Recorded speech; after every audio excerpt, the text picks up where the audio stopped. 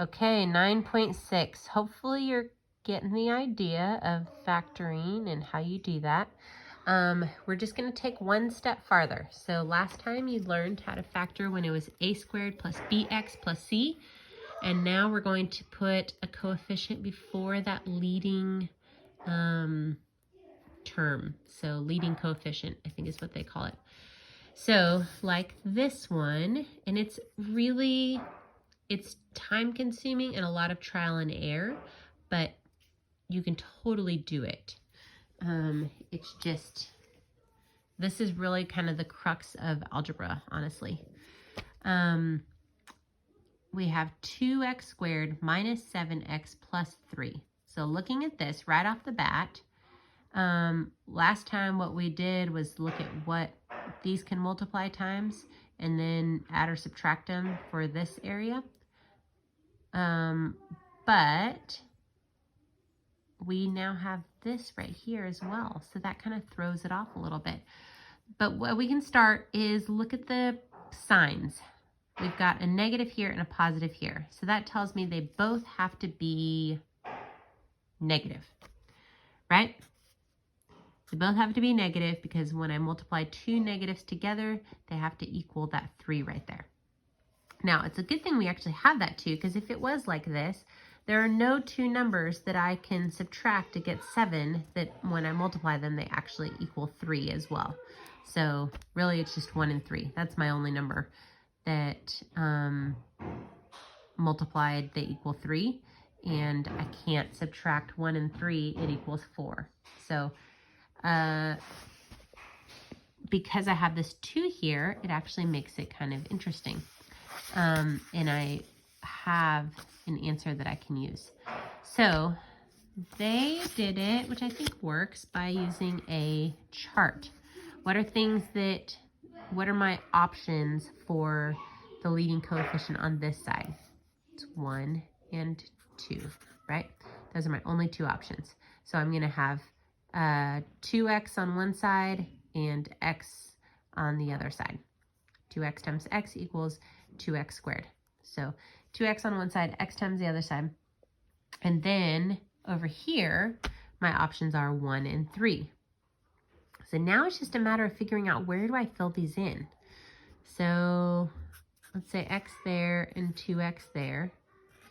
And then I am trying to figure out, do I put my 3 here and 1 there, or 1 there and 3 there? And that's really my only two options, because so if I do a little graph, my options are 1 and 3, little chart. And then I have 1, 3, 3, 1, like that. Yep, that's how they, well, but they're actually, it's -1 and -3 and -3 and -1. And then, let's see, do it right there. So then basically it was kind of like I was showing up here. If I did x minus 1 and 2x minus 3, or x minus 3 and 2x minus 1. And that's my two options. So I'll just write it like x minus 1, 2x minus 3, or x minus 3 and 2x minus 1. So then my first terms, this one equals 2x squared minus 2 minus 3. Minus 2 minus 3 equals -7. It's not going to work, is it? Okay, this one is 2x squared minus 6 minus 1. Cha-ching! And then plus 3 at the end. Whew! So for out the gate first example, almost 5 minutes long, it's time consuming, but it's a lot of just kind of trial and error. So let's try it one more time. We'll be doing a few of these. 3n squared plus 14n minus 5. Okay, So what are my options? First I want to look at the signs. What am I going to be doing here? It's going to be one positive and one negative, right? Because I've got a negative there. One positive and one negative, and my bigger number is going to be the positive, but I don't necessarily know that because I could have a really big number here and then subtracting a negative number there. So, what are my options for here? 1 and 3. 1, 3. So, yeah. 1 and 3. What are my options for here? Okay, I've got 1 and negative 5. 1, negative 5, negative 1, 5. Right? And then up 5, negative 1, and negative 5, 1. So I could do it each of those ways. I could fill in how I want to fill in the negative 1 and the 5. I don't really love the way they wrote that out, but you just have to know that it's putting it over here or over here. And with the negative can be in either spot either as well. So let's plug these in. We've got, let's try 1. It's n plus 1 for that first one, and then 3n minus 5. What's that going to get me? Well, I know it's 3n squared, and it's negative 5. So the F and the L part of FOIL is always going to work using these numbers right here, right? Now, it's the O and the I part of FOIL to get this plus 14. So this is going to be 3 minus 5n. 3n minus 5n. Nope, not going to work. Try number 2. Number 2 is, we'll do negative 1 and plus 5. So we'll keep the 3 in the, sorry, that's not there. We'll keep the n and the 3n the same, negative 1 plus 5. So that's going to be negative 3 plus negative 3n plus 5n. Still not going to be 14. So let's try it differently. Next one we're going to try is n plus 5. I'll put them over here. N plus 5 times 3n minus 1. Okay. Now that's 15 minus 1. Ding, ding, ding, ding, ding. Got it. 15n minus 1n equals 14n. So this is the answer to my equation, and if I was solving for it, n equals negative 5 and n equals 1/3. Those are my 2 answers. Okay. This next part, factor negative 4x squared plus 12 plus 7. So now I have my negative at the beginning, but then the rest of it is all positives. So how does that work?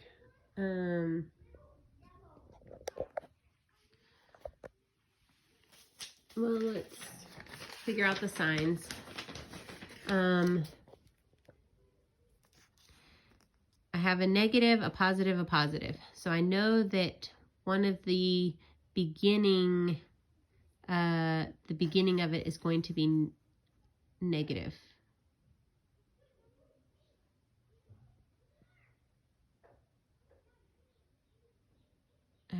Sorry, I'm like looking at this at the same time as trying to teach it.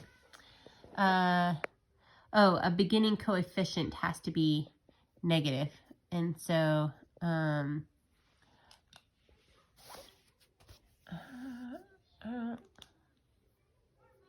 don't understand why oh,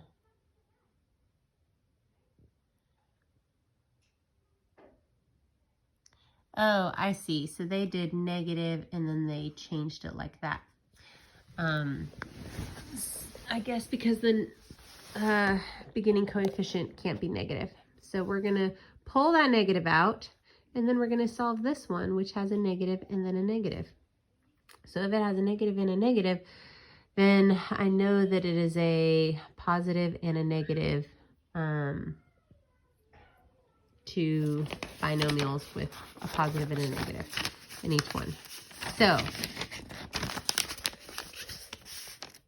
we're going to start. Let's see, negative 4x squared plus 12x plus 7. Okay. So if I'm going to pull out that negative, that turns the whole thing into 4x squared minus 12x plus, no, minus, sorry, 7. Minus 12x minus 7. So for my two factors, I'm going to have one positive and one negative. And I know probably the bigger numbers are going to be on this negative side over here, right? This is either 1 and 4 or 2 and 2. 1, 4, 2, 2. And this is 1, 7. I know it has to be 1 and 7. There's no other options for that. So, if you can think about, then, I mean, it's just trial and error, plugging in numbers. We'll try,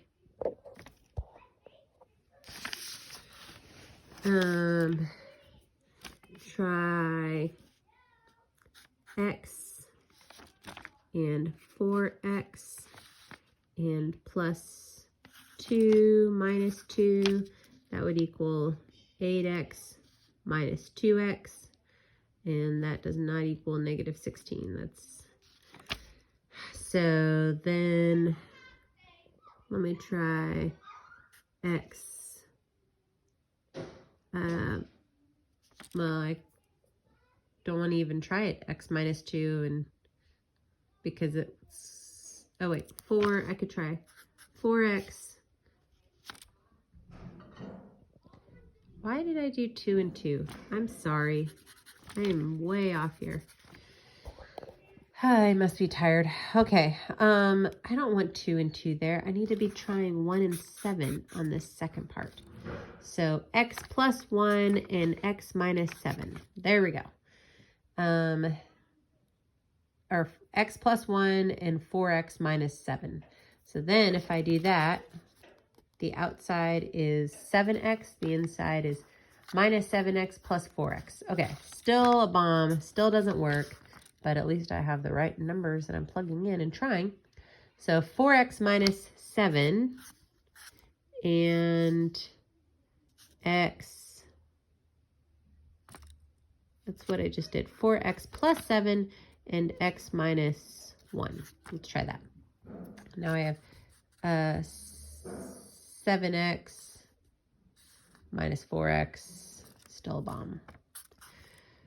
I better start trying these 2 and 2 because I'm trying to get 12 and I'm not getting anywhere near 12. So 2x plus 7 and 2x minus 1. That's 14x minus 2 is 12, which is close, but I need a negative 12. So I probably just want to switch these up and have 2x minus 7 and 2x plus 1. Now, negative 14x plus 2x equals negative 12x, and this is my answer. Lots of trial and error on that one, but we figured it out. So then if I want to know what my x's are, it's going to be x equals 7/2 or x equals -1/2. So that's my two answers for that. Sorry, you got a nice shot of just my fingers there. Last example, one of the real world examples. An athlete throws a discus from an initial height of 6 feet, initial velocity of 6 feet, 46 feet. Write an equation. Well, we can see the equation from last time was this. And then after how many seconds does the discus hit the ground? So difference from last time, we actually have something written here. I don't know how you're getting, I guess the -16 squared, I think, is the velocity. No, 46 is the velocity. Oh, I think that's just the equation, -16 t squared plus vt plus s. And so then 0 equals that formula right there, that polynomial. And then now I want to factor it out. I can factor out a -2. So now it's 8t squared minus 23t minus 3. So trial and error to figure out what, I know that 3 and 1 are my options for the second half of each of the binomials, but the first half is going to be 1 and 8 or 2 and 4. Probably 1 and 8 because -23 is a pretty big number. And so I need to have 8 times 3, which is going to be 24 minus 1. And there you go. 8t plus 1 times t minus 3 and times -t2. So it's -1/8 of a second or 3. And after 3 seconds, it will reach the ground. There you go.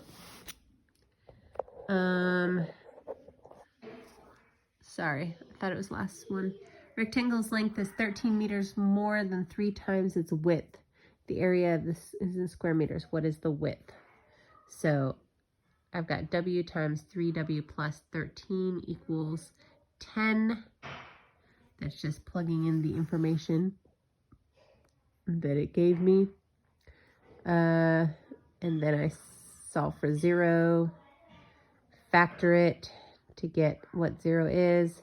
So the width is either -5, which can't have a -5 width, or 2/3. So I know that the width is 2/3 of a meter.